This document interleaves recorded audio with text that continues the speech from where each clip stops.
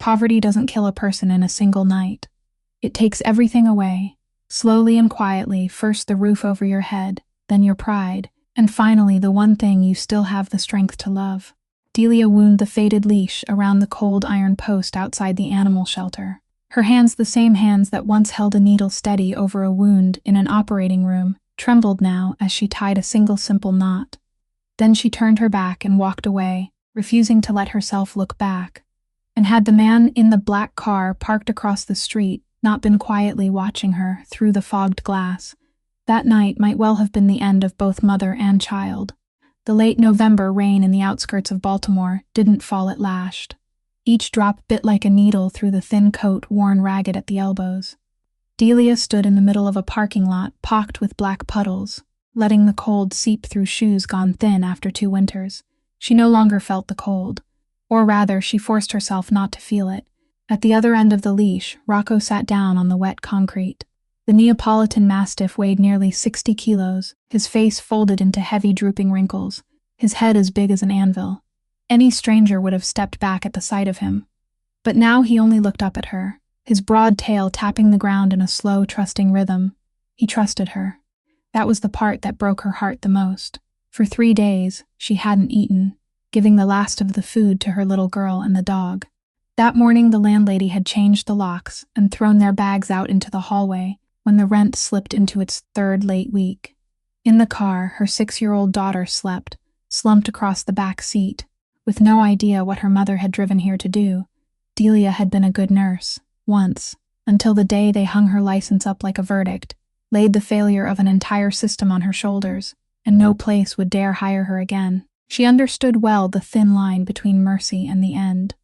She knew what they would do to Rocco behind that door if no one came to claim him. She dropped to her knees, ignoring the cold water soaking through them, and buried her face in the dog's wrinkled neck. Rocco licked the salt from her cheek.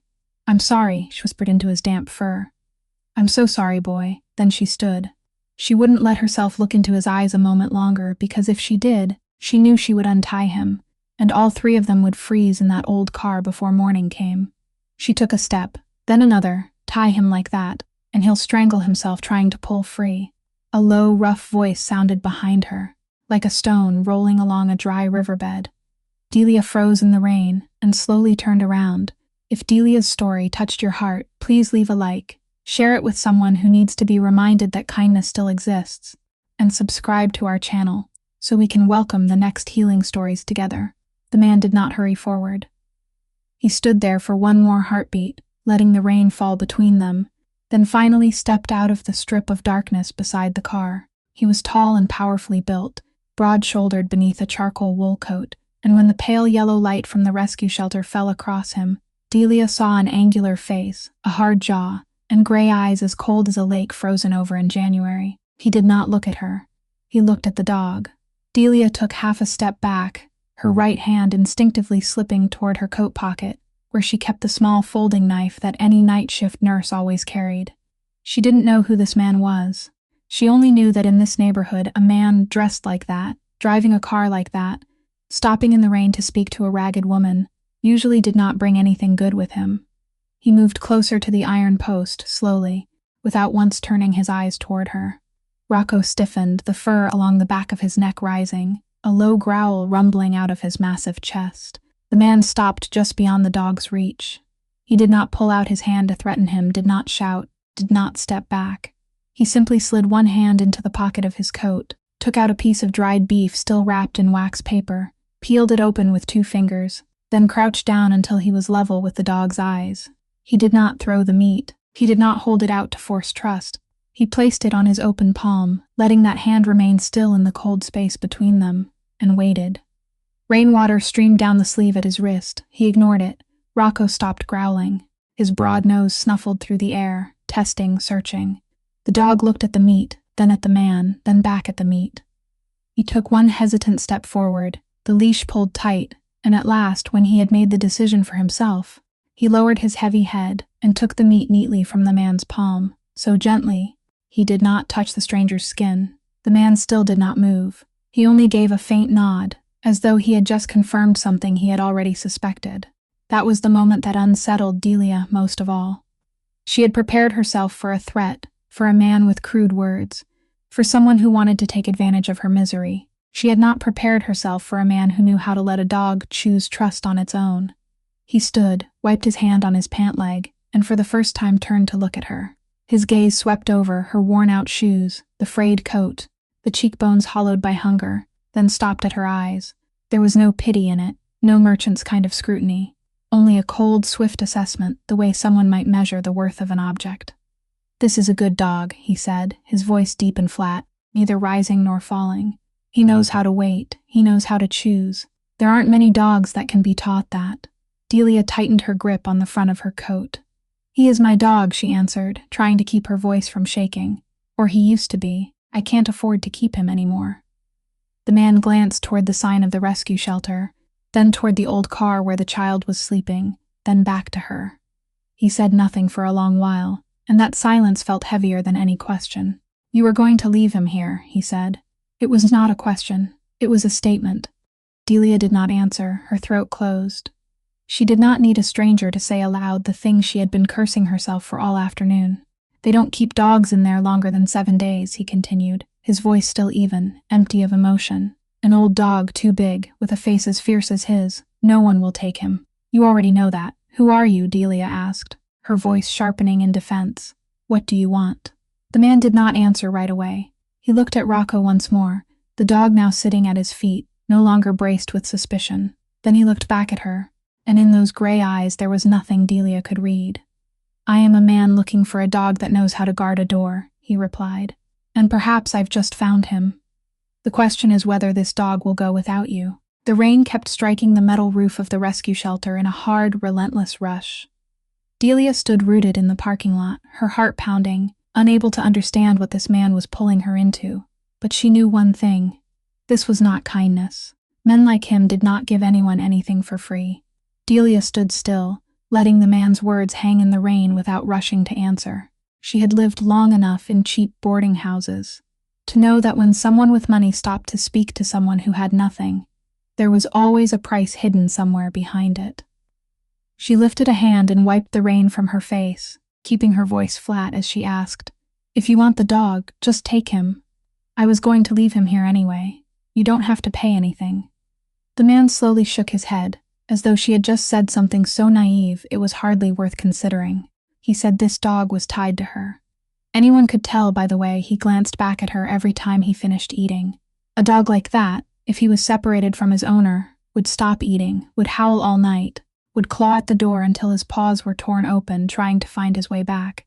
And he didn't have time to retrain a dog that was chewing itself apart with longing. Delia gave a soft laugh, a laugh with no joy in it at all, and said, "Then you've come to the wrong person. I can't even keep myself alive." The man looked at her for a long while, then said the thing that made her freeze in the rain. "I didn't come to ask for the dog," he told her. "I came to hire both of you." She asked what he meant by hiring both of them, and he answered in that level voice of his, neither rising nor falling, that he had a house on the edge of the city, isolated, far from everything, a house that needed someone to watch over it and a dog that knew how to guard a door. He wasn't there often, but he needed the place to always have someone in it, always have the sound of a dog, always have lights on, and in return, the caretaker would have a decent roof over her head, 3 meals a day, and wages enough to live on. Delia tightened her grip on the front of her coat, feeling that familiar wall of defense rise in her chest. She asked him directly why it would be her. "You don't know who I am. I don't know who you are. People don't hire a woman they found on the street to watch over their house." The man shrugged. He said, because the dog had chosen him and she came with the dog, because she needed shelter more than anyone he had ever met, and because a person with nowhere left to go would keep her word, would not walk away halfway through for a better job. That was calculation, not kindness. Strange as it was, that answer made Delia trust him more than any sweet promise could have, because she understood the language of calculation. She had grown up among people who only did things when there was something in it for them, but there was still one thing she had to say, and she said it with her chin lifted, her eyes fixed straight on his gray ones. "I'll watch your house. I'll handle the cooking, the laundry, the keeping watch. But I'm not selling myself. If there's any other thought in your head, then get in your car and drive away right now. I'd rather freeze to death in that car." The man did not blink. His expression did not change. He only looked at her for a moment, then said in a cold, clear voice that he was not offering that. He needed a caretaker, nothing else. She would sleep in the upstairs room. He was almost never there. Her job was to keep the house alive and keep the dog fed. In return, she and the child would have a warm place to sleep. That was all. Take it or don't, it was up to her, but he wasn't going to stand in the rain all night begging anyone.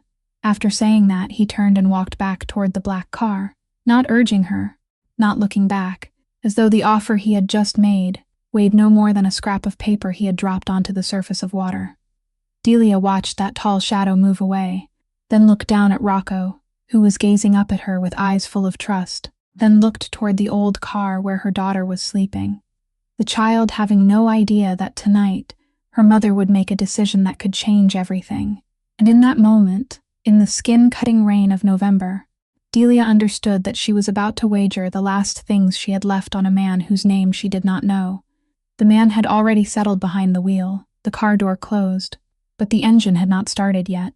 He did not honk, did not lower the window to urge her on, only sat there in the darkness of the cabin, giving her exactly the amount of time she needed to make the choice for herself. And somehow that cold patience pressed harder on her than any demand could have. Delia stood rooted in the parking lot, rainwater running down her spine, and she looked toward her old car parked not far away, where through the fogged glass she could see the small shape of her daughter curled up on the back seat. The little girl's name was Nora. She was 6 years old, sleeping with her mother's coat spread across her body, and Delia knew that if she chose wrong tonight, the cold would creep into the car, which no longer had enough gas to run the heater, and by morning she might not be able to wake her child at all. The thought clenched inside her like a fist. She turned to look at Rocco. The dog was still sitting there beside the iron post, patiently waiting, not understanding that his owner had almost left him there to die, and his broad tail thumped softly against the concrete when he saw her looking his way, an act of forgiveness she did not feel she deserved. She slipped her hand into the pocket of her coat, her frozen fingers touching the small folding knife lying still at the bottom, and she kept her hand there for a moment, feeling its familiar weight, then pulled it out again. She did not know who that man was. She did not know what the house on the edge of the city was hiding. She did not know whether she was walking straight into a trap worse than the cold outside. But she knew one thing for certain, that if she remained standing here, the three of them, mother, child, and dog, would not survive the night. She thought of that morning, when the landlady had stood with her arms folded, watching her pick up each scattered belonging from the hallway. She thought of the eyes of the people who had once been her co-workers as they turned away and pretended not to see her. She thought of her nursing license, now nothing more than a useless sheet of paper at the bottom of her suitcase, and she understood that the world had closed one door after another against her until only this single narrow path remained in the rain.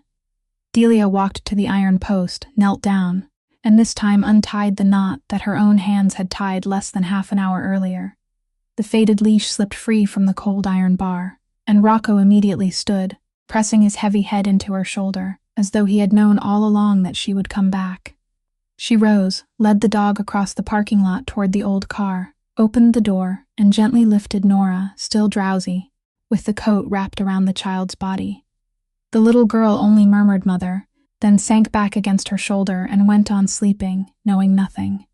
Delia quickly gathered the cloth bag that held a few changes of clothes, everything she and her daughter had left in the world. Then, carrying her child, leading the dog, she walked toward the waiting black car, every step feeling as heavy as if she were dragging an entire life behind her. When she came closer, the rear door opened from the inside.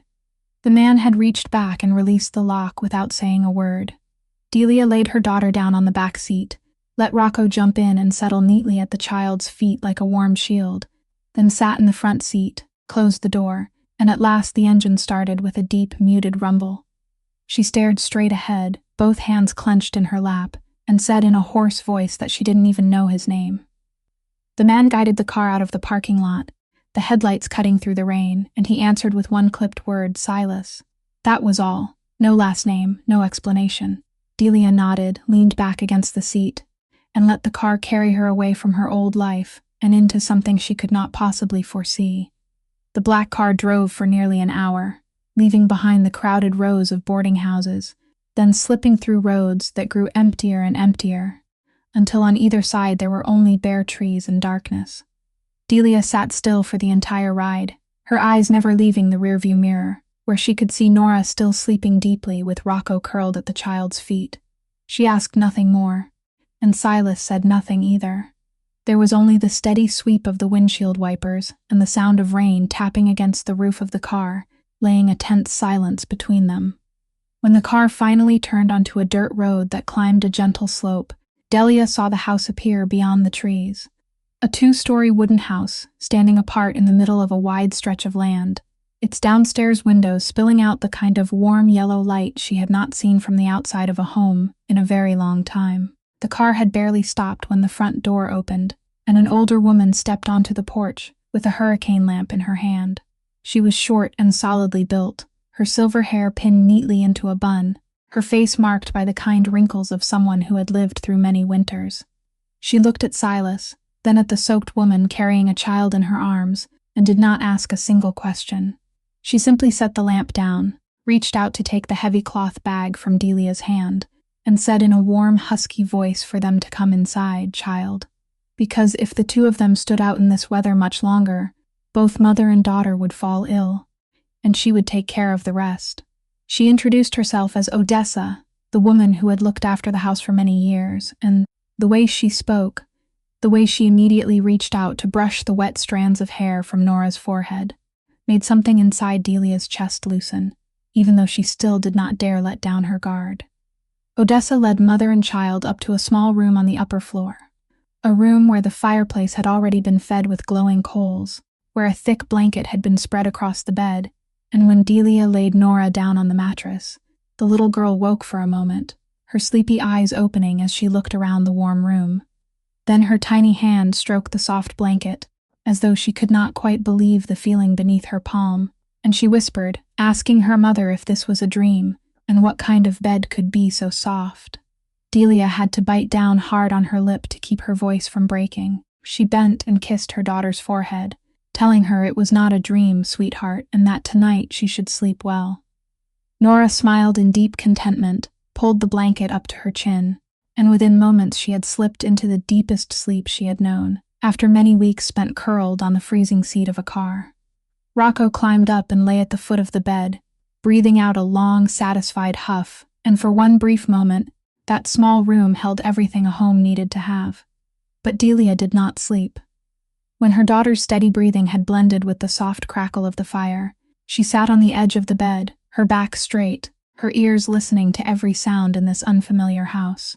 She heard Silas's heavy footsteps moving below, the sound of a door opening and then closing, the low murmur of him saying something to Odessa that Delia could not make out.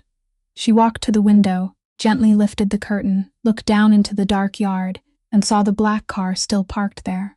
She saw Silas standing alone on the porch, smoking a cigarette in the rain, motionless, his broad shoulders bent beneath some invisible burden she could not yet understand.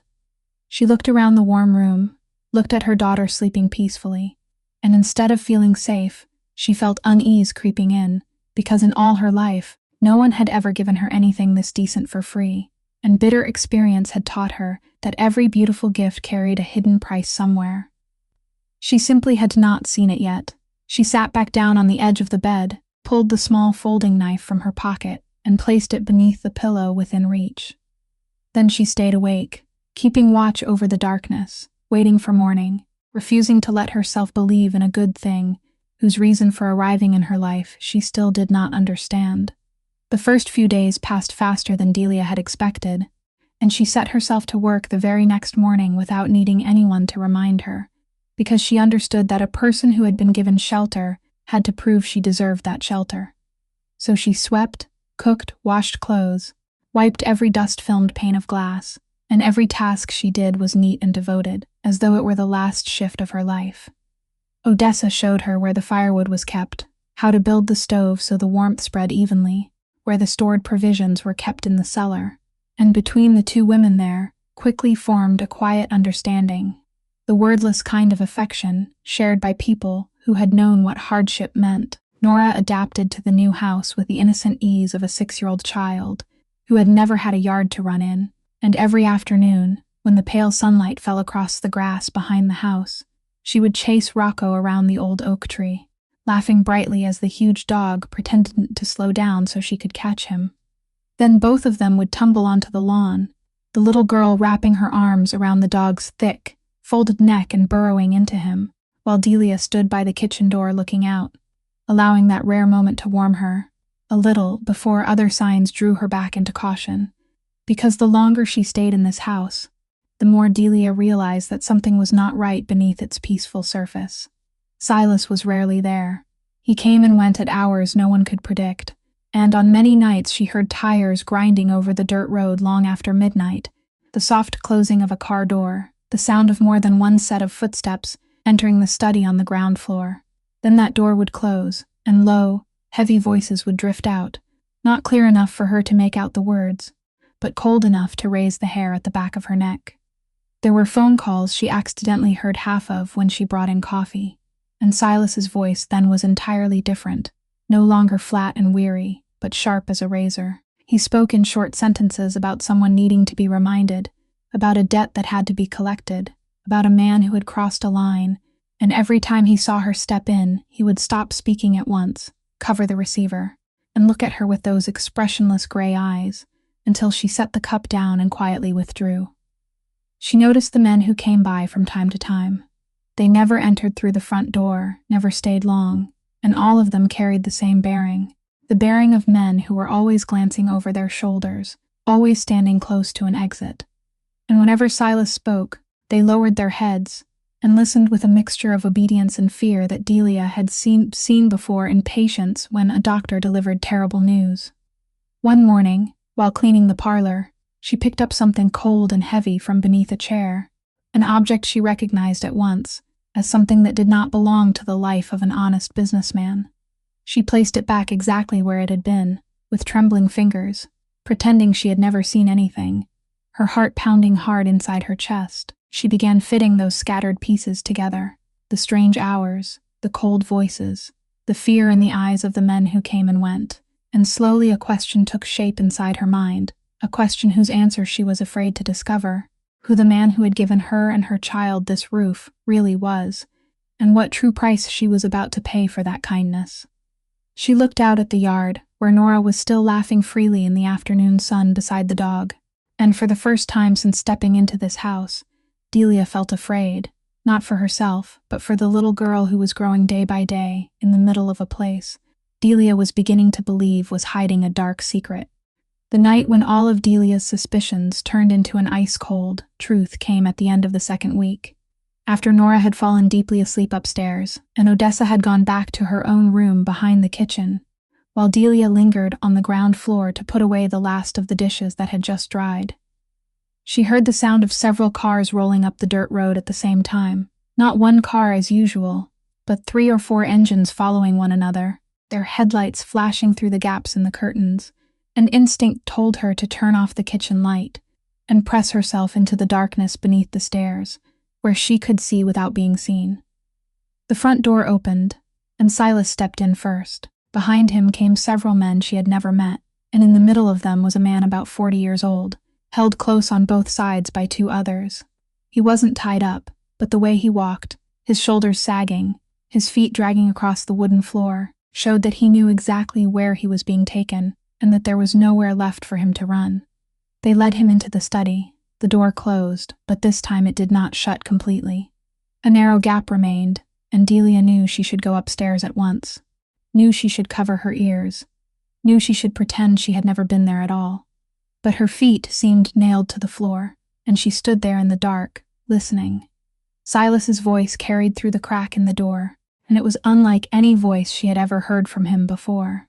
It wasn't the low, weary voice he used when speaking to Odessa, nor the curt voice he used when giving her instructions around the house, but a voice so flat it chilled the blood, never rising, never angry, only even and cold, like metal left outside in the night air. And it was that calmness that was the most frightening thing of all. He asked the man whether he knew how many people had misplaced their trust because of him.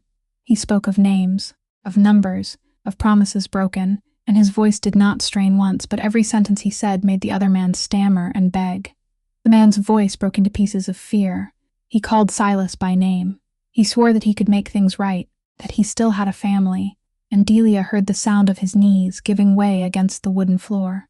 Silas did not answer those pleas right away, and that long silence was more terrifying than any shout could have been. Then she heard him say, in a voice that did not waver in the slightest, that the man should have thought about his family before betraying other people's trust, that in Silas's world there was only one rule, and whoever crossed it had to pay the price. Then he ordered his men to take him away. That was all. Take him away. 2 short, cold words, and Delia heard the sound of footsteps dragging across the floor, heard the man still gasping out his pleas until his voice faded toward the door and disappeared into the rumble of engines starting outside. She stood frozen in the dark, one hand clamped over her mouth so no sound could escape, her heart pounding so hard she was afraid it would give away her presence. And in that moment, every scattered piece from the past 2 weeks suddenly locked together into a picture so complete and so clear it was cruel. The man who had given her and her child a warm roof, who had quietly waited for her to choose in the rain, who had let the dog decide to trust him on his own. That man was not some strange but kind landlord, as she had tried to convince herself. He was a crime boss, a man who only needed to release 2 words in that calm voice, and another person's fate was decided at once. She thought of the strange hours, the razor-cold phone calls, the heavy metal object beneath the chair, the obedience mixed with fear in the eyes of the men who came by, and now she understood everything. She understood that she and her daughter were eating and sleeping in the very heart of a world she had only ever heard about on the news. A world where kindness and cruelty could live inside the same person, without contradicting each other at all. Delia quietly backed up the stairs, one step at a time, careful not to make a sound, and when she reached the small room where Nora was sleeping with the peaceful face of an angel, she collapsed onto the edge of the bed, looked at her child, and a fear colder than the November rain from that night began to rise, choking and heavy, inside her chest. Because she knew that from this moment on, everything was different, and she could no longer pretend she didn't know. Delia did not allow herself to hesitate for another minute. She pulled the cloth bag out from under the bed, opened it with decisive fingers, and began stuffing into it a few changes of clothes for herself and her daughter, Nora's little sweater, thick socks, everything essential that could be carried in one departure, with no promised day of return. She worked in the dark, not daring to turn on the light, her ears still raised toward every sound from downstairs. And in her mind she had already drawn out a plan. She would wait until near dawn, when the house had sunk into its deepest sleep, then carry Nora out through the back door, walk down the dirt road to the main road, and wave down any car willing to stop.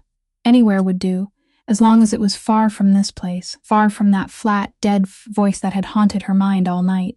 She would rather go back to the old car, rather return to nights spent curled in the cold, and days spent hungry, than let her daughter grow up under the roof of a man who could decide another person's life with 2 short words. She tied the mouth of the bag shut, put on her coat, then bent over the bed to wake her child, and at the very moment her hand touched Nora's forehead, every plan in her mind collapsed in an instant. Her daughter's forehead was burning hot, so hot that Delia jerked her hand back by reflex, then immediately pressed her whole palm to the child's cheek, her neck, the nape beneath her hair, and the instincts of a nurse rose before the fear of a mother could. Nora stirred, moaning softly, her cheeks flushed red, her breathing heavy and quick, and when she opened her eyes a little to look at her mother, they were dull with the fever climbing through her. Delia understood at once what had happened. The night soaked by rain inside the freezing car, the bitter cold of November sinking for days into that small body. All of it had only now begun to show itself, and she knew very well that with a fever like this, carrying the child out into the icy night and walking miles through the cold wind would be no different from pushing her into a danger even worse than the one Delia was trying to escape. She sank down onto the edge of the bed, the cloth bag she had just packed slipping from her hand and falling to the floor, and for the first time after so many months of forcing herself to be strong, she felt completely powerless.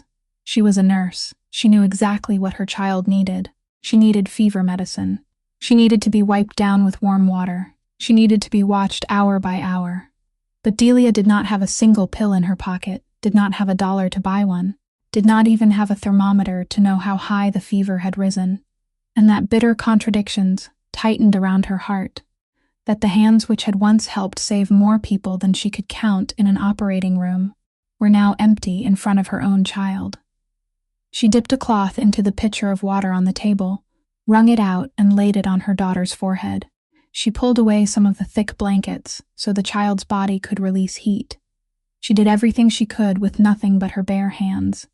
But she knew it wasn't enough, and every minute that passed with Nora's cheeks still burning hot was another minute in which the worry inside her tightened one notch more. She thought about knocking on Odessa's door, but Odessa was only the housekeeper. What medicine could she possibly have in her hands at this hour of the night?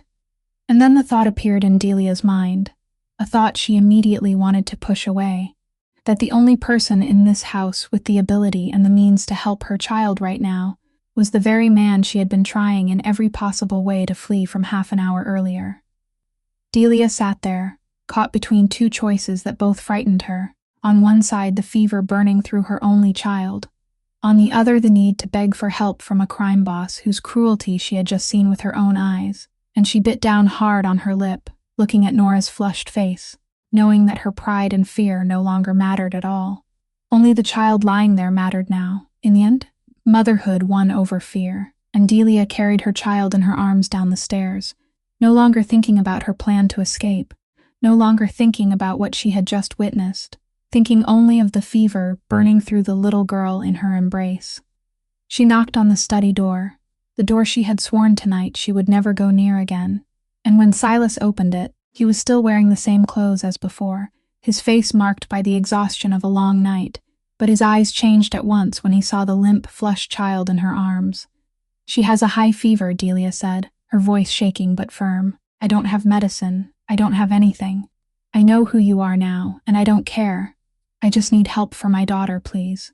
She had prepared herself for coldness, for an irritated look at being disturbed, but Silas did not say a single word of reproach. He only looked at Nora for 1 second, then took out his phone, and the voice he used now was not the frighteningly flat voice from earlier that night, nor his usual curt one, but a voice urgent and decisive. He called someone, gave the address, and said briefly that there was a child with a high fever who needed to be examined in the middle of the night, and he needed that person to come as quickly as possible. Not tomorrow. Not in the morning, now. Then he hung up and told her the doctor would arrive in 40 minutes, and he told her to take the child upstairs, to keep her moderately warm, not to bundle her too tightly. He said things a nurse like her already knew, but the way he said them showed that he was trying to do something, anything, so he would not have to stand still in helplessness. Those 40 minutes were the longest 40 minutes of all, and Delia sat beside the bed wiping her daughter down, while Silas did not enter the room. He stood out in the hallway, just beside the doorframe, his hands in his pockets, and every few minutes she heard his footsteps pacing back and forth across the wooden floor, the restless gait of a man used to controlling everything, but this time unable to control what was happening behind the door.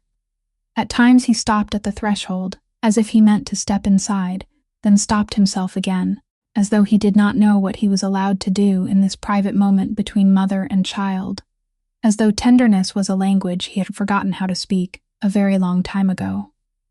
When the doctor arrived, an older man carrying a leather bag, he examined Nora quickly and professionally, then reassured them that it was only a fever brought on by cold exposure.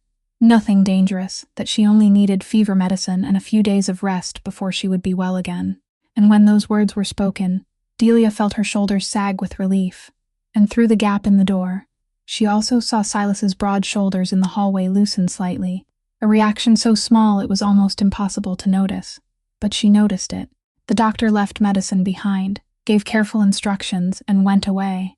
And when Nora had taken the medicine and drifted into a peaceful sleep, the fever beginning to ease beneath Delia's palm, Delia stepped into the hallway and found Silas still standing there, leaning back against the wall, staring into empty space.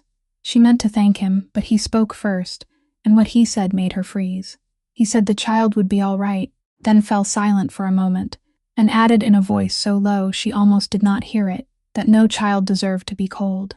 His voice then held something cracked beneath its iron shell, an old pain whose origin she did not yet understand. He did not look at her as he said it. He looked at the bedroom door where Nora was sleeping, and in the dim light of the hallway, the man whom Delia had seen only hours earlier coldly deciding another person's fate now looked merely like a lonely human being standing on the edge of a happiness he did not believe he had the right to touch. Delia stood there, looking at him, and for the first time since that rainy night at the rescue shelter, the vigilance inside her wavered, not because she was no longer afraid of who he truly was, but because she was beginning to understand that inside that man were two halves tearing against each other, and the half that had quietly saved her child tonight was the half, perhaps not even he had forgotten, he still possessed. Nora recovered quickly, the way children so often do, and after only 3 days of rest, with proper medicine and bowls of hot porridge Odessa cooked for her, the little girl was running all through the house again, color returning to her cheeks, her laughter once more ringing through rooms that had long been used to silence. Delia noticed that Silas stayed home more during those days. He still came and went according to his own unpredictable hours, but when he was there, he no longer locked himself inside the study the way he had before. Now and then, he sat out on the porch with a cup of coffee, his eyes following the little girl and the dog as they played on the grass, and though his face still showed nothing, Delia could sense a quiet attentiveness in the way he watched that scene. Nora, with the guileless innocence of a child who had never learned how to fear adults, soon began to consider that tall, quiet man part of her new safe world, and one afternoon, while Silas was sitting on the wooden steps, she ran over to him and, without the slightest hesitation, placed her tiny hand on his large, calloused one. Then she held one of his fingers and shook it gently, looking up at him as she asked in her bright little voice why he smiled so little, because grown-ups who didn't smile must be very sad. Silas went rigid.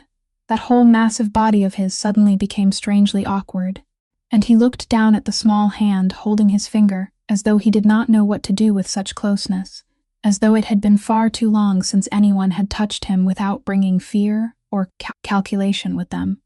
And for one brief moment, the man who could make grown men fall to their knees with only his voice had no idea how to respond to a 6-year-old child. He answered softly that he wasn't sad. He had only forgotten how to smile. And when Nora heard that, she burst out laughing and told him she would teach him then, because smiling was easy. All he had to do was think of something that made him happy. Then she let go of his hand and darted away, leaving the man sitting there with an expression Delia, standing by the kitchen doorway, had never seen on his face before. A faint softening at the corners of his eyes, like ice on the surface of a lake cracking in a thin line beneath the first sunlight of spring. The next afternoon, Nora ran to him again, this time hiding something behind her back, her face solemn with the weight of a great secret. Then she held out a sheet of paper in front of him.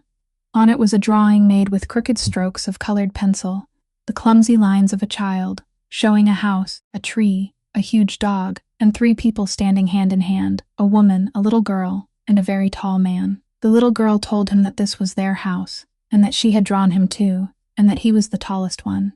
Then she pressed the drawing into his hand, told him he had to keep it safe, and ran off to play again, as though she had just given away the most ordinary thing in the world. Silas held the paper in his 2 large hands, and he looked at it for a long time, far longer than an ordinary child's drawing should have been looked at, his fingers gently stroking along the edge of the paper, as though he were afraid of creasing it. And from where she stood, Delia saw his Adam's apple move as he swallowed down something caught in his throat. He said nothing. He did not call the child back. He made no loud display of feeling. He only folded the drawing very carefully along its proper creases, then slipped it into the left breast pocket of his coat, right above his heart, and that silent gesture said more than any words could have. Delia turned back into the kitchen, pretending to busy herself with the pot of water boiling on the stove, but something stirred uneasily inside her. A feeling she could not quite name because she had just witnessed something she had not expected.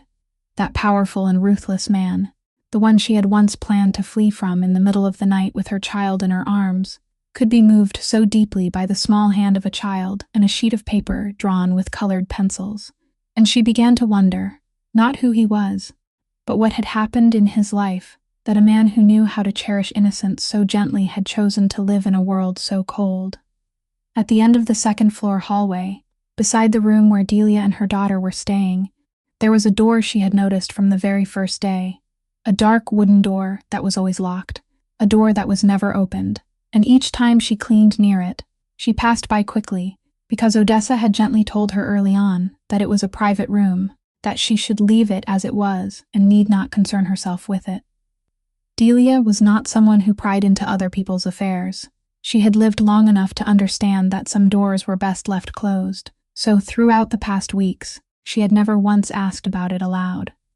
But that morning, when she carried a stack of clean towels upstairs, she realized that the door, which had always been locked, had not been fully closed the night before. It stood open by a narrow crack, perhaps because Silas or someone else had gone in and forgotten to latch it, and through that gap drifted a cold, stale current of air, the smell of a place no one had entered for a very long time. She stopped short in front of the door, her arms holding the stack of towels, and she knew the right thing to do was pull the door shut and keep walking. But there was something in that current of air, an old sorrow breathing out from inside, that held her in place. She reached out and gently pushed the door, telling herself she would only look once and close it again at once, and the door swung inward with a soft creak, revealing a room where time seemed to have stopped long ago. Morning light filtered through thin, dusty curtains and fell across a space carefully preserved, yet touched by the stillness of places whose owners would never return. This was the room of a young woman. Delia knew it immediately from every small detail. A soft wool shawl draped over the back of a chair, as though it had only been taken off yesterday. A bottle of perfume more than half empty set neatly on the dressing table.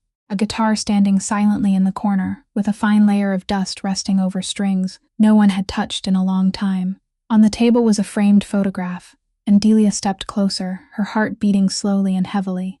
Inside the frame, she saw a young woman, perhaps only in her early 20s, with long hair and a radiant smile full of life, standing beside a Silas far younger than the man she knew now. A Silas who was truly smiling, a smile with no burden in it, the smile of a person who had never yet known loss.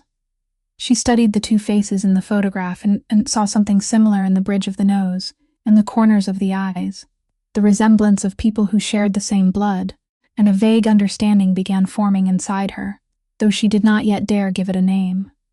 Throughout the room, everything was arranged, as though its owner had only just stepped out and might return at any moment.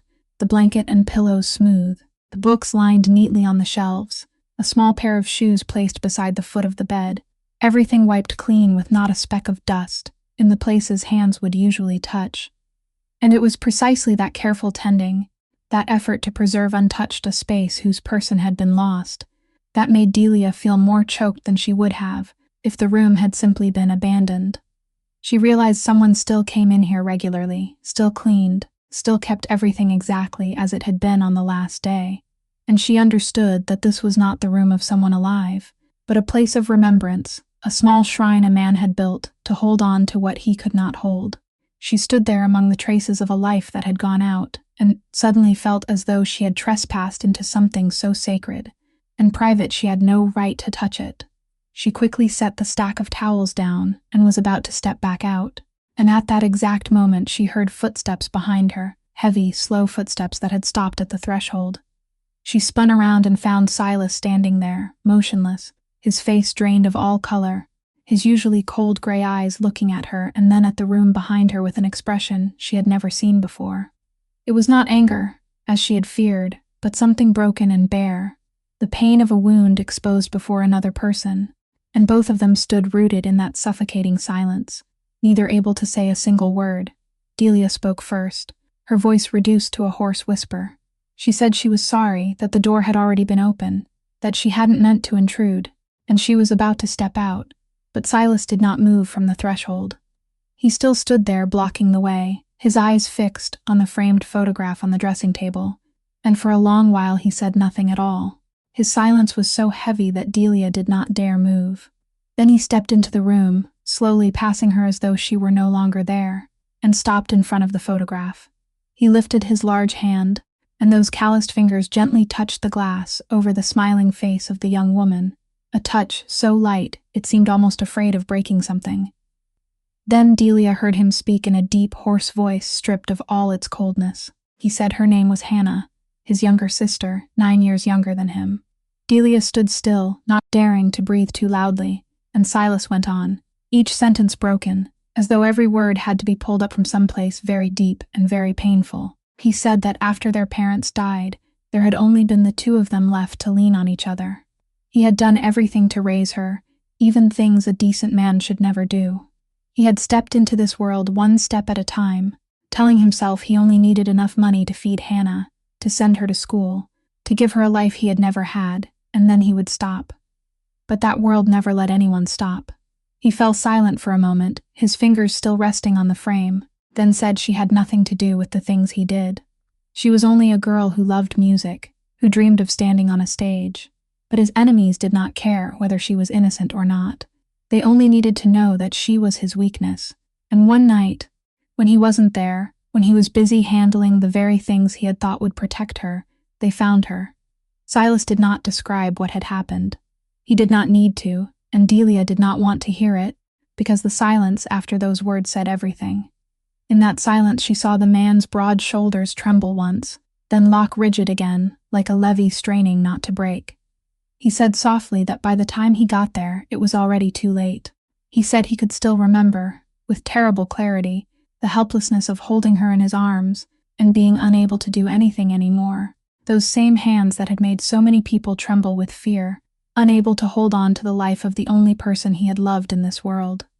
From that night on, he said, something inside him had died with Hannah, and what remained had turned cold, because he had sworn to himself that he would never allow himself to be weak again, would never let anyone reach him through someone he loved, and the only way to do that was to become more ruthless than all those ruthless men, stronger, more frightening, more alone. Only then did Delia understand. The coldness she had witnessed that night in the study was not the true nature of this man, but the armor he had forged from the greatest pain of his life. Every iron layer wrapped around his heart had been cast from remorse and loss. And as she looked at him, at that large man standing with his head bowed before the photograph of his sister, what rose inside her was not fear, but a deep compassion she had not expected. She said softly that it wasn't his fault, that no one could protect the people they loved from everything in the world, but Silas shook his head. He said she did not understand. It was because of his world that the girl had died, and now, every time he saw Nora running so freely outside, every time the child took his hand, he felt afraid that if he allowed himself to care even a little more, he would bring disaster to another innocent life. He turned and walked out of the room without saying another word, leaving Delia standing alone among the keepsakes of a girl who was gone, and for the first time she realized that this man was not the cold-blooded crime boss she had believed him to be, but an older brother who had spent all these years punishing himself, imprisoning his own heart inside a locked room no different from this one. And she stood there for a very long time, tears sliding down her cheeks before she even knew they had begun to fall. After that morning in Hannah's room, something between two of them quietly quite changed. No one said it aloud. No one admitted it, but it was there in every silence they shared. Silas began staying home more often, and the dinners he used to skip were now meals where he sat at the same table with Delia, Nora, and Odessa, though most of the time he only ate in silence and listened to Nora chatter about her day. Delia noticed that he had drawn his chair a little closer to the end of the table where the child sat.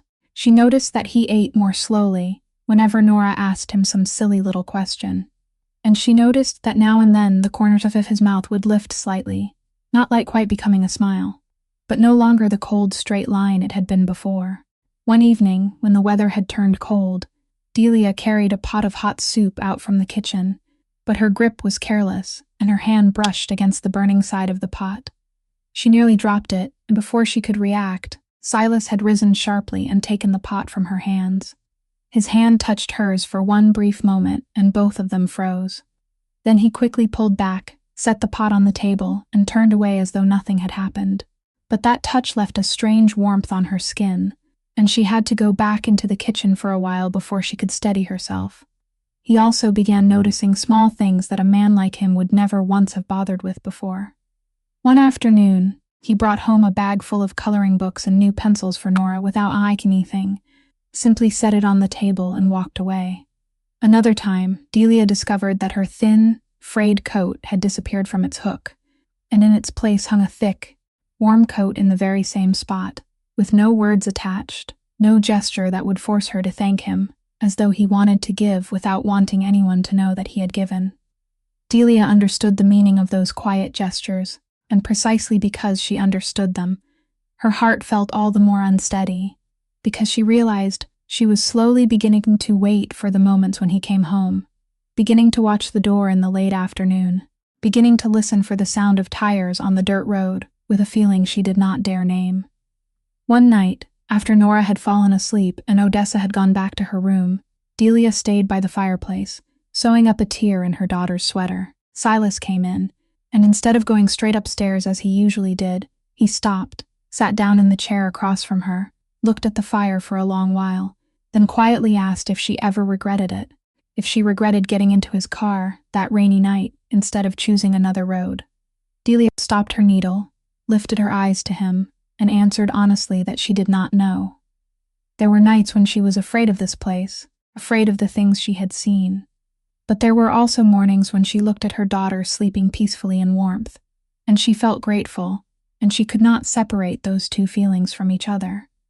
Silas nodded slowly, as though that imperfect answer was exactly what he needed to hear. Then he said softly that he had never thought this house could have laughter in it again, that for a very long time it had held nothing but silence, and the gentleness in his voice when he said those words made Delia's heart tighten. They sat beside each other in the flickering firelight, not saying much more, but the silence between them was different now. It was no longer the tense, searching silence of the first days, but a strange kind of peace, and it was that very peace that frightened Delia most of all, because she knew her situation too well, knew exactly who the man sitting before her was, and how dangerous the world he lived in could be. She told herself she was not allowed to do this, not allowed to let her heart slip down this road, not allowed to forget that she had come here only for a roof and a meal for her child. But when she looked up and caught his gray eyes quietly watching her through the firelight, a gaze warm and exposed, stripped of all defense, she understood that there were some things that, once the heart had begun them, reason could not stop, and she quickly lowered her eyes back to the needle, hiding the heat rising in her face.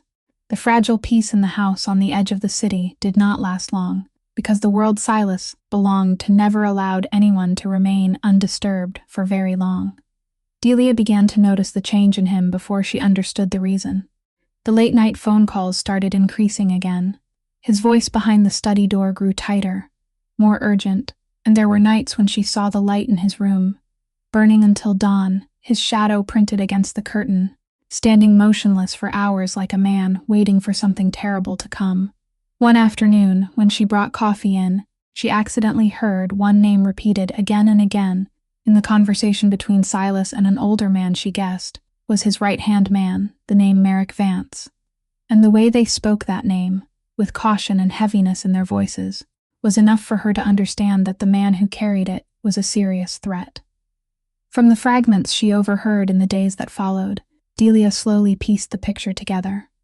Merrick Vance had once stood on the same side as Silas, a man full of ambition and bound by no moral limit that could restrain him, a man who had waited for years to take what Silas controlled, and now he had sensed a weakness. He had caught the scent of it, that the man of iron had begun to soften, had begun to have something to lose, and a man like Merrick never missed an opening. The air inside the house grew heavier day by day. Silas ordered more guards around the property. Strange men appeared more often at the gate and along the dirt road, and he told Odessa and Delia to limit their time outside, not to open the door to anyone unfamiliar, and to keep their eyes on Nora at all times.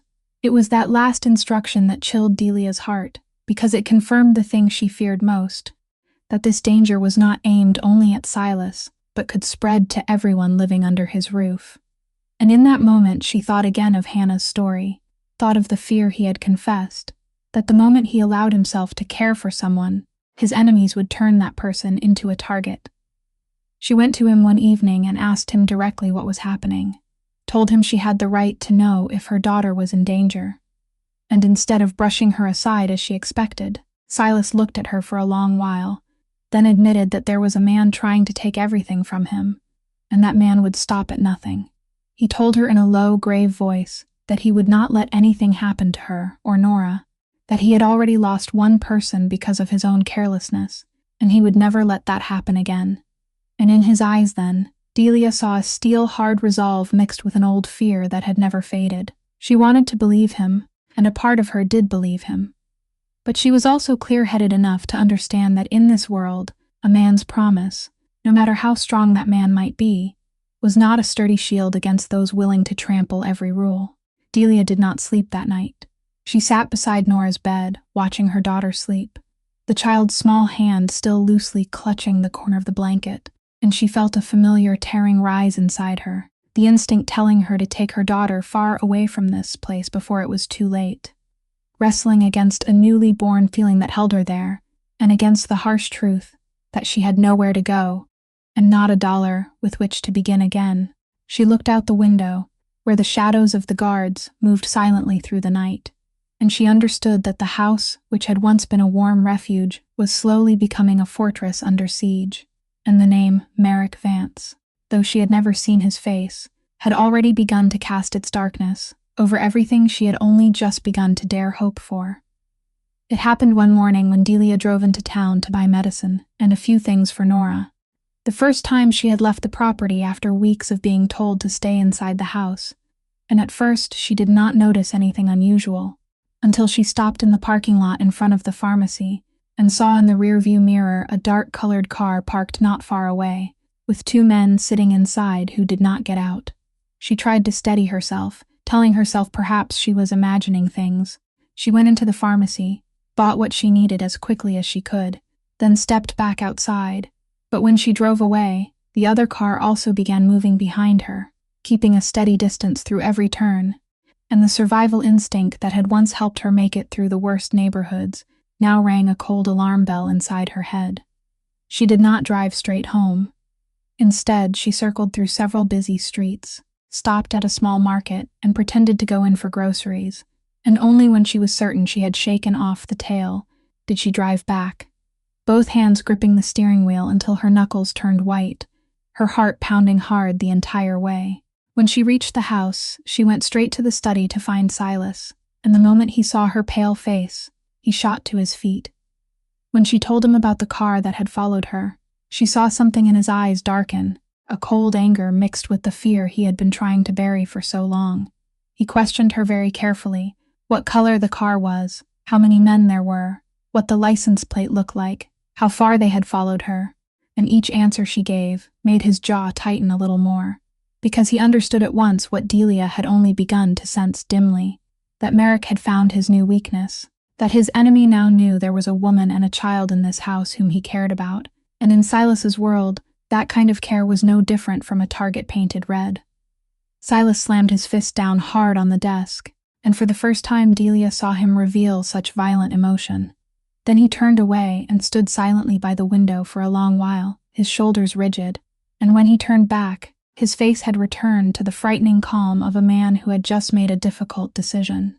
He told her that this place was no longer safe, at least not yet, not until he had dealt with this threat, and that the most important thing now was to get Nora somewhere no one could find her. And Delia, though her heart twisted at the thought of being separated from her child, understood that he was right, that keeping the little girl here, while danger was circling, was something she would never be able to forgive herself for if anything happened. Silas laid out the plan.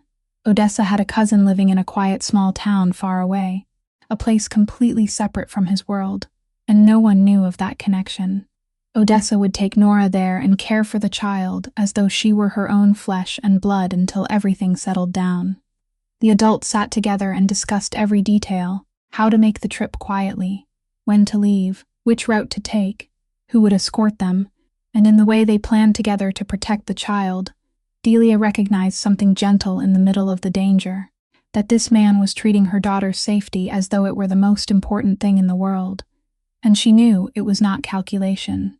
It was the true fear of a man who had once lost everything because he had not protected someone in time. That night, After every plan had been arranged, Delia sat beside Nora's bed and watched her daughter sleeping deeply, knowing nothing of the dangers gathering around them. She gently stroked the child's hair and whispered that Mommy would bring her home soon, that she was going on a little trip with Odessa, a happy trip, and she forced back her tears so her voice would sound perfectly normal, because she had promised herself that no matter how dark the adult world became, her daughter would never have to feel even 1 second of the fear that was choking Delia's heart now. On the morning Nora was to leave, Delia had woken very early to prepare everything, and she decided that her daughter would not be allowed to feel even the smallest trace of the heavy atmosphere surrounding the house. So she packed the child's things with the brightest expression she could manage, placing clothes into the little suitcase while telling her about the trip ahead in the eager voice of a mother opening the door to an adventure. She told Nora that she was going to a beautiful town with wide meadows and horses, that Odessa would take her apple picking and teach her how to bake, that it would be the happiest vacation she had ever had, and the little girl's eyes lit up with excitement. She skipped around the room, firing question after question at her mother about the place she was about to visit, whether there were really horses, whether she would be allowed to ride one, and Delia smiled and nodded at every question, swallowing the sharp ache that struck her each time she looked at that innocent face. Nora insisted on bringing Rocco with her, wrapping her arms around the dog's neck and declaring that Rocco had to come because he was her very best friend, and Delia agreed at once, because she knew that with that huge, loyal dog beside her, her daughter would be both happy and protected. And Rocco seemed to understand his duty too, staying close at the child's feet without moving even half a step away. Odessa was already waiting by the car, her kind face also wearing a warm smile to blend into the cheerful mood Delia was trying so hard to preserve, and she told Nora that the two of them were going to have wonderful days together, that she would teach her how to make the best apple pie in the whole world, which only made the little girl more delighted. When everything was ready, Delia knelt down to her daughter's height, straightened the wool hat on her head, fastened the button on her coat, and pulled her into a tight embrace, holding her longer than an ordinary goodbye hug, breathing in the familiar scent of the child's hair and trying to carve it into her memory, while Nora innocently hugged her back, then giggled and said Mommy was hugging her so tight she couldn't breathe. Delia laughed, a laugh that nearly broke into something else, and told her daughter in the gentlest voice she had that she must be good, listen to Odessa, eat plenty, and that Mommy would come get her as soon as her work here was done. The little girl nodded again and again, her thoughts already flying toward the fields and the horses waiting ahead. Silas stood on the porch, watching the scene from a distance, and when Nora ran over to wave goodbye to him, the little girl suddenly threw herself around his leg in one quick hug, then looked up and told him to remember to practice smiling, because when she came back, she would check. The man froze for a moment before giving a faint nod, placing his large hand on the child's small head in a gesture awkward but full of tenderness.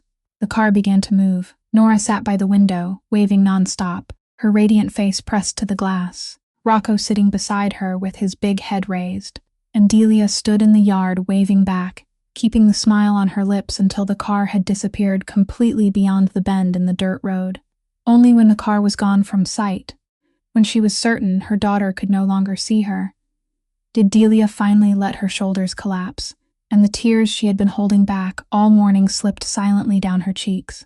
She lifted a hand to cover her mouth so no sob could break free, and she stood there for a very long time in the empty yard, both relieved that her child had been taken somewhere safe and hollowed out by the pain of being separated from her little girl for the first time in 6 years. Silas stepped up behind her, saying nothing, only standing quietly beside her like a steady presence, and in that moment, between worry and grief, Delia felt a little less alone because she knew that in the fight ahead, she would not have to face it by herself. With Nora safe, the house grew quiet to a frightening degree, and Silas poured all his focus into preparing to face Merrick. He placed more guards thickly around the property and warned Delia that under no circumstances was she to leave the house alone, no matter the reason. But Merrick Vance did not wait for Silas to finish arranging his defenses. He struck on a moonless night, when most of Silas's men had been drawn away, to handle a diversion he had deliberately staged on the other side of the city. leaving the house more vulnerable than usual. Delia was the first to sense that something was wrong. She was washing dishes in the kitchen when the guard dog outside in the yard suddenly began barking furiously, then fell silent so abruptly that a chill swept down her spine. She let go of the dish, ran to find Silas, and had only just managed to call his name when the first sound of breaking glass rang out, followed by the thunder of footsteps pouring in from several sides. Silas reacted like an animal long accustomed to danger. He pulled Delia behind the thick wall at the corner of the room, told her to stay low and keep close to him, then drew his weapon, his gray eyes now so sharp and coldly alert that they were terrifying. The man of the underworld inside him had fully awakened. What happened after that, Delia could only grasp through sounds and flashing moments, hurried footsteps, short shouted orders, furniture crashing and breaking, and Silas pulling her along the dark hallway, shielding her behind his large body, every step calculated to keep her away from danger. Several times she felt him push her tight against the wall, before lunging out to face the shadows rushing toward them, and though she could not clearly see what happened in that darkness, she heard the violent impact, felt the force and ferocity of the man risking himself to open a path for them both. They had almost reached the back door, where a car had been kept ready for emergencies, when Merrick and the last of his men blocked the way, and in the chaos of that wavering darkness, Delia heard a deafening crack, then felt Silas's body beside her jolt.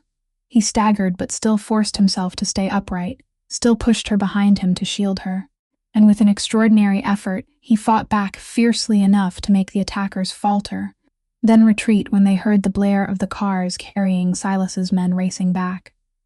When the noise finally died down and Merrick's men had withdrawn into the night, Delia realized that Silas was leaning against the wall, one hand pressed hard to his side, and between his fingers, beneath the dim light falling in through the doorway, she saw red spreading through his shirt. He had been wounded, badly wounded. His face had gone pale, his breathing had turned heavy, but the first thing he did was not cry out in pain.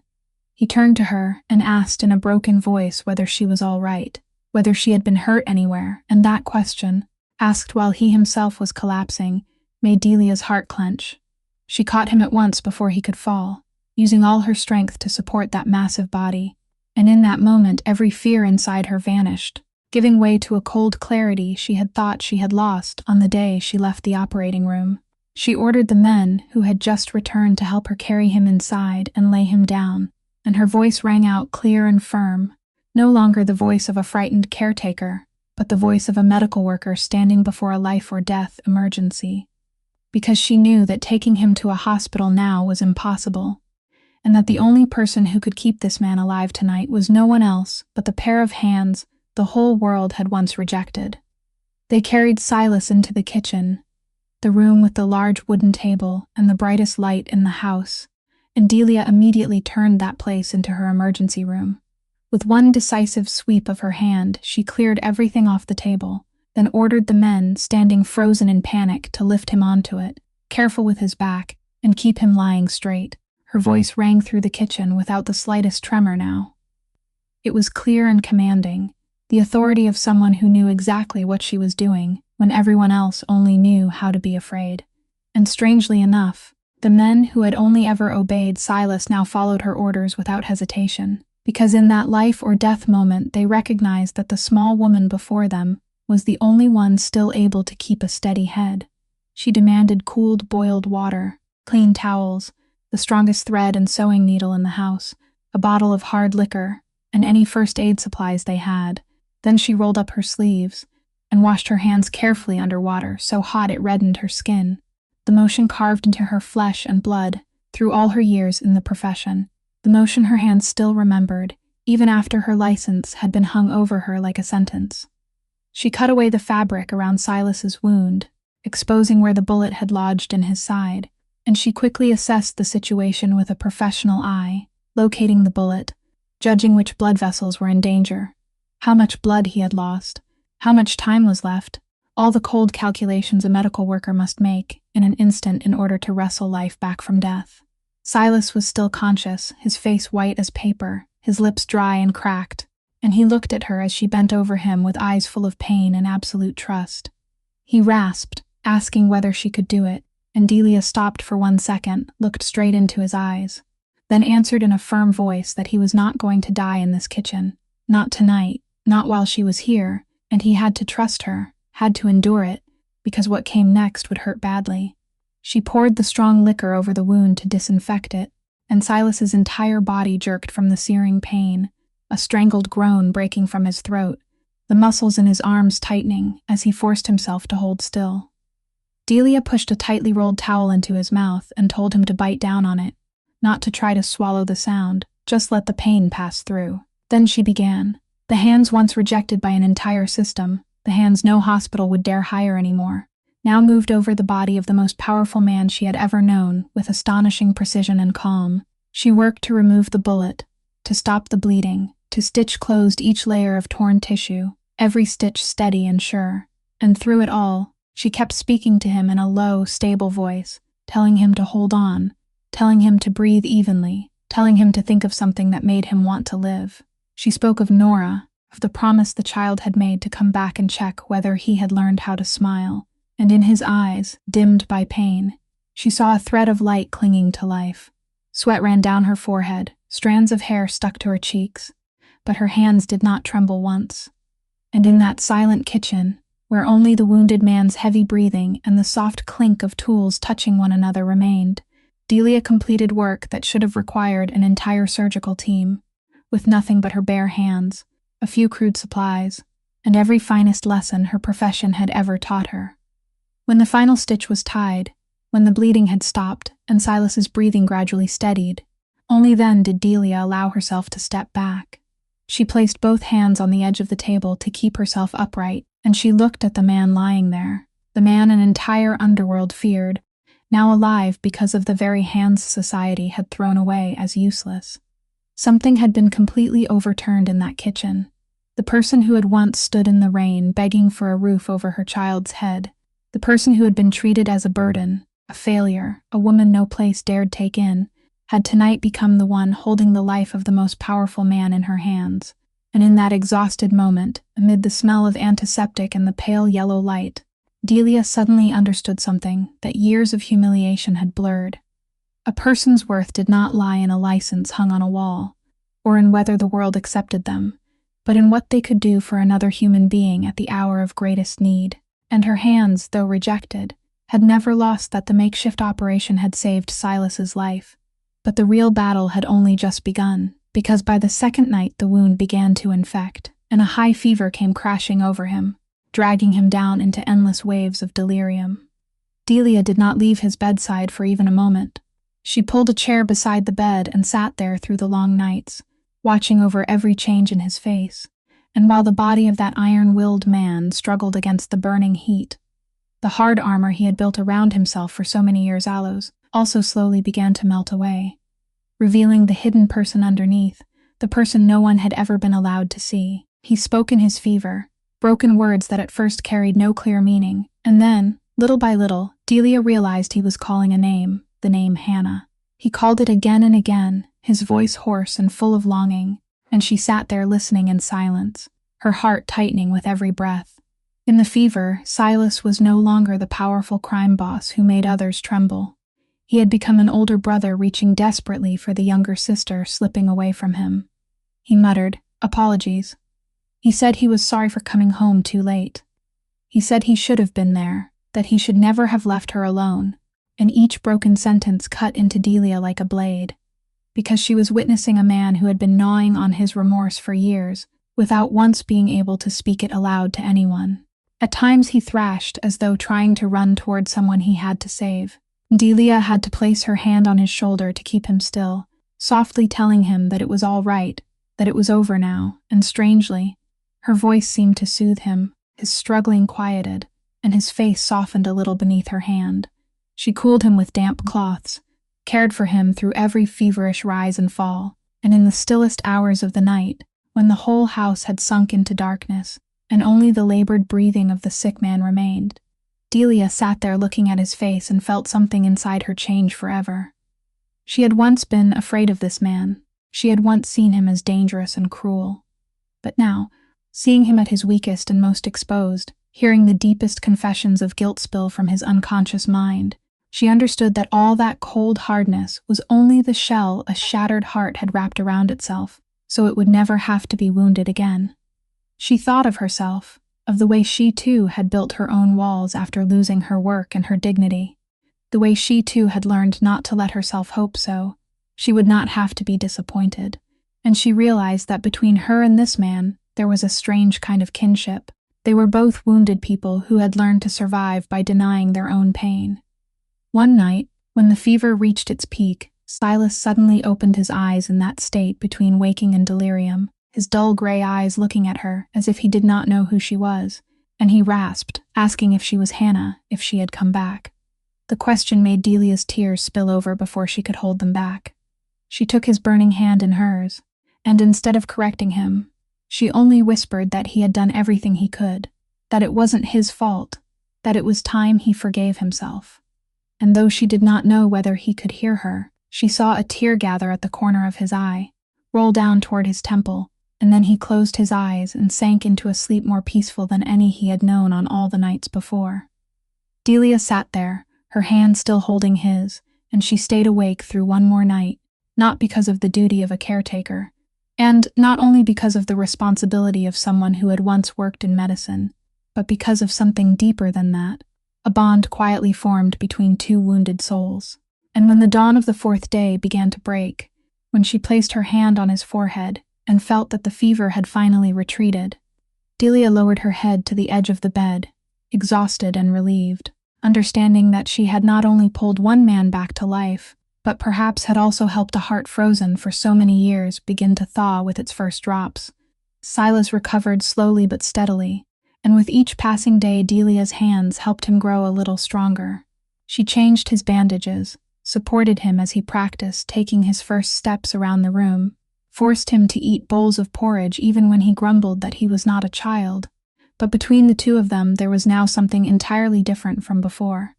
He had let her see him at his weakest and most exposed. He had let her hear the deepest confessions of remorse he had never revealed to anyone, and the man who was used to controlling everything did not know how to deal with the truth that his life was now indebted to the woman he himself had picked up in the rain. There were moments when he looked at her with gratitude, mixed with something even deeper than gratitude, then quickly turned away as though frightened by his own feelings. And Delia could feel that struggle inside him, could feel that the closer he came to her, the more restless he became. Merrick had temporarily withdrawn after the failed attack that night. Silas's men had rebuilt their strength and tightened the defensive circle, but both he and Delia understood that this was only the silence before the next storm, that a man like Merrick would never let go, that he was only waiting and calculating for his next strike. And it was that truth that planted in Silas a decision he began quietly nursing, a decision born not from coldness, but from the old fear that had sunk deep into his bones. He remembered Hannah. He remembered the night he had come home too late, and every time he saw Delia moving through this house, every time he thought of his enemies, knowing she was his weakness, the old image overlapped with the present, and he felt the terror that history might repeat itself again, that he might once more have to hold in his arms the body of someone he had allowed his heart to love. He told himself that the only way to protect her and Nora was not to keep them beside him, but to push them as far away from his dark world as possible, that as long as they stayed here, as long as they remained connected to him, they would remain targets, and he would rather endure loneliness for the rest of his life than watch another innocent person fall because of him.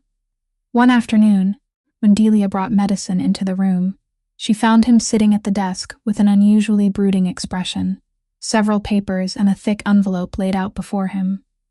He quickly pushed them aside when he saw her step in, but she had already caught the evasion in his eyes, the look of a man hiding something. She asked if anything was wrong, and he only shook his head and said it was nothing, his voice more distant than usual, and in that moment Delia felt a vague unease rise inside her. Because after so many days close to him, she had learned how to read his silences, and this silence carried the taste of parting, though she could not yet name it. She set the medicine down, looked at him for another moment, then quietly walked out. But for the rest of that evening her heart remained heavy with the feeling that this man was preparing to do something he believed was for her. Something he thought was right, but that might shatter everything the two of them had only just begun to build in silence. And she knew she would have to face it, soon. What Delia had sensed at last came true one morning, when the sun was already high and Silas was strong enough to walk on his own. He called her into the study in a voice unusually formal, and when she stepped inside, she saw him standing beside the desk, his face hardened once more, though in his gray eyes there was something heavy she had never seen before. On the desktop lay the thick envelope she had glimpsed the day before, and he pushed it toward her, telling her to open it. When Delia opened the envelope, she found inside a check with a number so large she had to look again to believe her own eyes, along with documents for a house in another city. Far from Baltimore, far from everything that belonged to his world, Silas said in a calm voice that had clearly been carefully rehearsed that this was enough money for her and Nora to begin their lives again anywhere. That the house had been put in her name, clean and legal, with no connection to him, that with her skill she could absolutely apply to have her license restored and return to nursing in a place where no one knew her past, and that he had arranged everything so that path would be open before her. Delia stood still, the check in her hand suddenly as heavy as a stone, and she asked what he was doing. Silas answered that he was giving back to her the life she deserved to live, a life without darkness, without danger, without nights spent hearing glass break and waiting for death to knock at the door. She looked straight into his eyes and asked whether he was sending her and her daughter away, and he did not answer at once. His jaw tightened, then he said in a hoarse voice that she did not understand, that as long as she stayed here, she was a target, that Merrick and men like him would always try to reach him through the people he cared about, and he could not. He stressed those two words, could not let that happen again. In that very moment, Delia understood everything. She understood that behind that coldness was not rejection, but the most terrible fear of a man who had once held his sister as she slipped away, helpless in his arms. And she realized he was not pushing her away because he had stopped caring, but because he cared too much, so much that he would rather endure loneliness than risk seeing her harmed. He went on, his voice now exposing the pain he was trying to restrain, saying that he had once told himself he would never let his heart become weak again, would never allow himself to have anything to lose. And yet she and Nora had walked into this house and broken down every wall he had built. And now he was afraid, numb with fear every time he thought that one morning he might again have to stand before something that could not be undone, afraid that he would once more be the reason someone he loved had to pay the price. He told her to take the check, take Nora away, live a happy and peaceful life, forget this house, forget him, and consider the time that had passed only a sad chapter that needed to be closed. He said those words without daring to look straight into her eyes, because he knew that if he looked, his resolve would fall apart. Delia held the check in her hand, looking at that enormous number, looking at the house documents that symbolized everything she had once longed for during those nights curled inside the freezing car, a stable home, a safe life, a chance to return to the work she loved. Everything she would have been willing to trade anything for only a few months ago, now resting neatly in her palm. All she had to do was nod, and she could walk out of this door toward a new life without danger. But when she looked up from the check to the face of the man turning away to hide his pain, the man she had pulled back from death with her own hands, the man who had kept her daughter's drawing directly above his heart, Delia suddenly understood that there were things in this world no check could ever buy, and no escape could ever erase. And in that moment, in the sun-filled room, she knew what she was going to do. Delia said nothing for a long while. She only looked at the check in her hand, then at the man standing half-turned away from her. And when she finally spoke, her voice was so calm that even she was surprised by it. She asked whether he remembered the rainy night at the rescue shelter, the night he had sat in his car and let her make her own choice, instead of forcing one on her, and now he was doing the opposite, deciding for her what life she ought to live, and she asked what right he had to do that. Silas turned back to look at her, about to say something, but Delia had already stepped forward, and before his stunned eyes, she held the check in both hands and tore it in half, then into quarters. The pieces of paper fluttered down onto the wooden desk, and she laid the house documents beside those scraps, firmly, without the slightest hesitation. He broke out, asking if she knew what she had just done, that it was a whole new life, everything she had ever dreamed of. And Delia looked straight into his eyes and said she knew exactly what she had just done, that she had lived her whole life with nothing, and understood the value of that money better than anyone. But there were things more costly than an entire safe life, and she would not trade them for the peace he was trying to press into her hands. She said she was staying not because she had nowhere else to go, but because she had chosen this place. She was staying because her daughter, for the first time in her life, had a real home, a place the child called home with her whole heart, and Delia would not tear that away from her because of fear. She said she was staying because she had promised him she would look after this house, and she was a woman who kept her word. She would not walk away halfway through as he had feared on the very first day. Then her voice softened, and she said the last thing, the hardest thing, that she was staying because of him, because she had seen the real man beneath that iron shell, had heard the words he spoke in his fever, had understood what his heart had been carrying, and she could not turn her back and leave him alone in this cold house any longer. Silas shook his head, his voice squeaking as he said she did not understand, that staying with him meant living in danger, meant every day could be the last, that he could not endure the thought that someday he might lose her the way he had lost Hannah. Delia stepped closer. She placed her hand on his chest, right over the pocket where he still kept Nora's drawing, and told him to listen to her.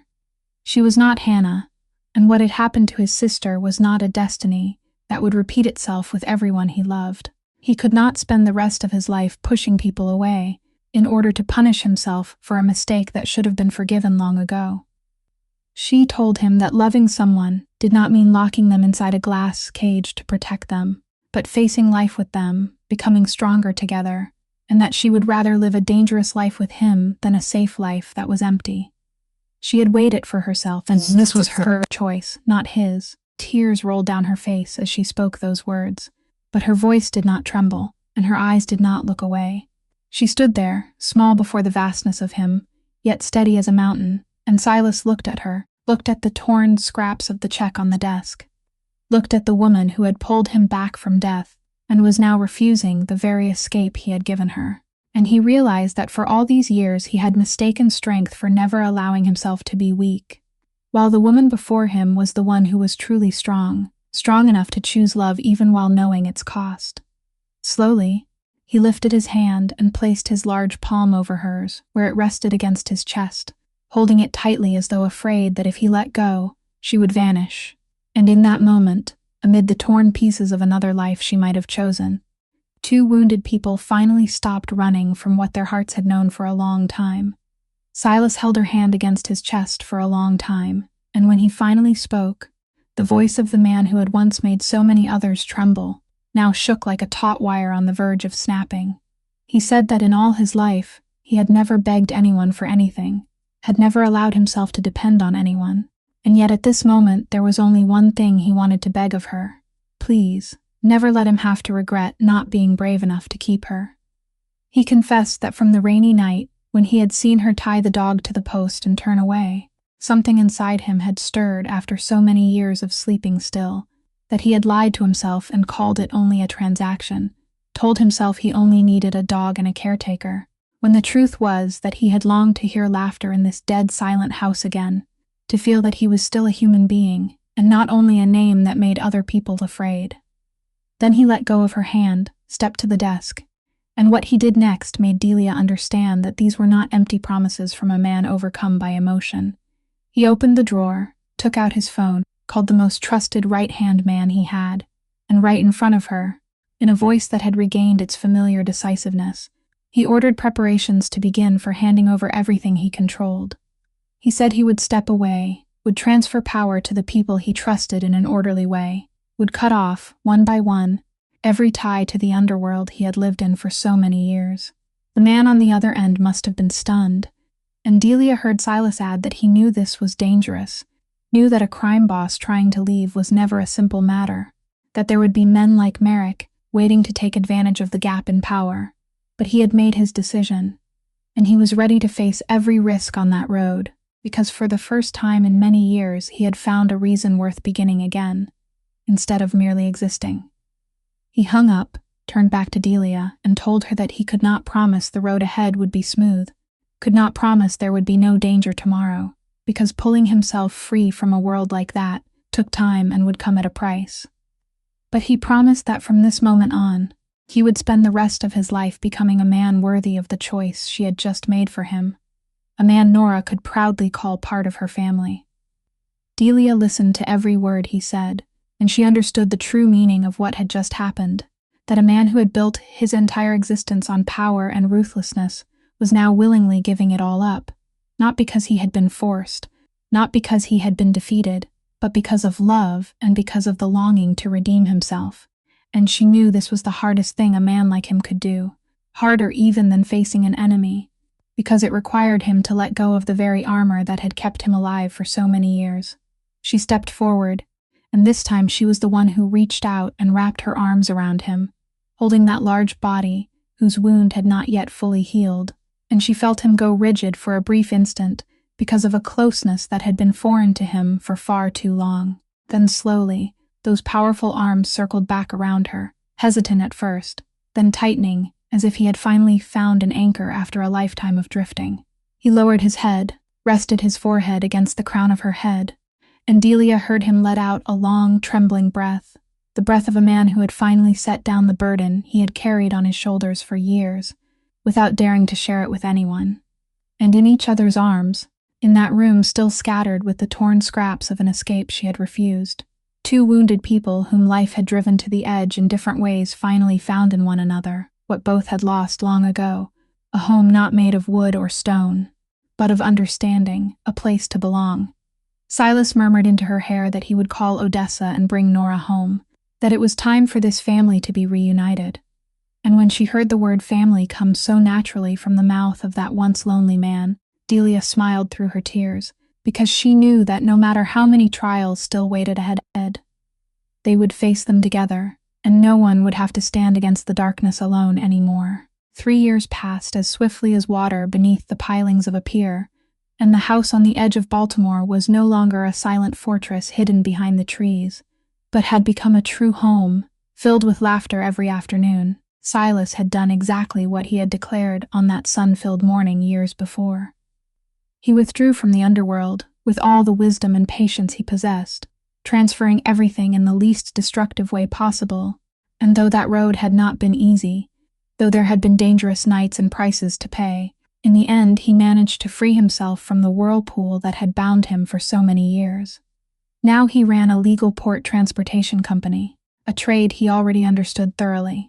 Only this time, everything was transparent and clean, and people began to know him not as a name that made others afraid, but as a fair employer who paid decent wages to workers life had cast aside, to former prisoners searching for another chance. More than anyone, he understood what it meant to ache for a new beginning. As for Merrick Vance, his limitless ambition finally led him into the hands of the law through his own actions, and the dark shadow that had once fallen over that small family faded with the years, making room for peaceful days neither of them had once dared to dream of. Delia regained her nursing license after so much effort, and the certificate that had once hung over her like a sentence was now placed in a proper frame on the wall of a small clinic she opened in a poor working neighborhood, the same kind of place where she had once wandered through hunger and despair. Every day she welcomed the people the big hospitals often turned away: single mothers, homeless men and women, elderly people with nowhere to lean, and she cared for them with gentle hands and eyes that never judged. She understood better than anyone what it felt like to have the whole world turn its back, understood the humiliation of having to hold out a hand and ask for help, so she treated every patient who stepped through the clinic door with the respect she herself had longed for in the hardest days of her life. And word of her goodness spread far, until people began calling her the doctor of the forgotten. Nora was 9 now, growing up healthy and radiant in the love of both her mother and father, because she had called Silas father for a long time. The tall, quiet man from years ago had learned how to smile fully whenever she ran to show him a perfect score or a new drawing, and he still kept that first crooked little picture in a glass frame on his desk, the drawing of a house, a tree, a huge dog, and 3 people holding hands, and Rocco, the loyal mastiff who had brought them together on that fateful rainy night, had grown much older, the fur around his wrinkled muzzle silvered, his steps slower now.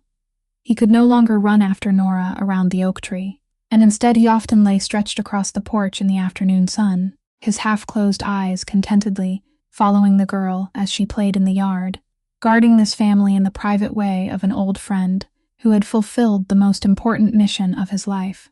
There were afternoons when Delia stood by the doorframe and looked out at that yard, looked at Silas pushing Nora on the swing, looked at Rocco sleeping beside the steps, and she would fall silent inside a simple happiness she had once believed she would never reach, a happiness that did not come from money or power, but from being loved and being allowed to be herself. Because in the end, their story had taught them both something no check could ever buy and no wall could ever protect, that a person's dignity does not lie in the position they hold or in whether the world chooses to recognize them, but in the kindness they give one another in the darkest hours, that the person most crushed by life is sometimes the very one with the strength to save another soul, and that no one, no matter how lost they have been or how deeply wounded, is undeserving of a chance to be loved and begin again. If Delia and Silas's story touched your heart, please leave a like, share it with those who need to be reminded that kindness and respect for human dignity still exist. And don't forget to subscribe to our channel so we can listen together each day to more meaningful healing stories. We truly hope to hear the feelings that rose from deep within your heart about this story, so please leave a comment and share your thoughts. May you and your loved ones always enjoy abundant health, live with joy, and find peace every day. Goodbye for now, and we'll see you again in the next stories.